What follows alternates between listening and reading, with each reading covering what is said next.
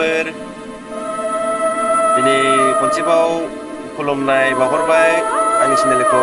like subscribe खालामना हो थारमाने दाखालि मोनसे भिडिअ खालामदोंमोन ना आङो बे दुब्लियाव जे ट्रेक्टर एवदोंमोन ना बेवहाय आङो मोनसे सर्ट बुंदोंमोन आरोखि माने गोथैबारियाव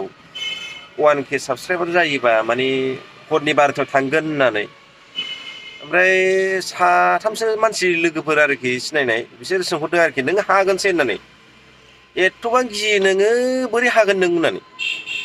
गोथैबारिसो आरोखि नैबेखौ गासिबो गोथैबारिजोब गामिनि हराव फैनानै नायनायगोन आं 12टासो टाइमाव नायनायनो फैनो हागोन ना हाया हागोन बायदि मोनदां बारा गियाबो ना आङो हरनि 12टायाव चेलेन्ज खालामनो हागोन ना हाया लाइभसो होखागोन नालाय खेबसेनो बुटफोरसो ओंखारगोन नामा बेफोरखौबो सिन्था खालामो आङो खिन्थु उफाय गैया चेलेन्ज खालामबाय जेला फैथारनांगोन नायनायगोन 1K साबस्क्राइबार जाबानो फैगोन आं दा खामानिया आं खिन्थु एसे हागोन बायदि मोनदों आरोखि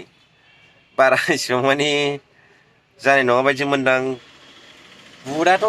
फुरा सियर नुजागोन बायदि मोनखादों आङो माने बेवहाय एकदम गोथैबारिथार जाहैबायना बिराद मानसिनिफ्रायनो गोदोनिफ्रायनो फबबोनाय ओमफ्राय नुजायाबो जानो हागौ खोमा आंना सिंहरासो खाबो नालाय नायसै र' देखायथारगोन आं दे देखायथारगोन लोगोफोर दा माने इसिबां माने भिउवार्स आरो माखासे साबसक्राइबारफ्रा गैथ'वाथ' माने गोदानसो नालाय दासो 12 दिनसो जादों बारा गोबाव जायाखै ओमफ्राय आरो दा सोलोंगासिनोखासो नालाय माने एसे बुरजा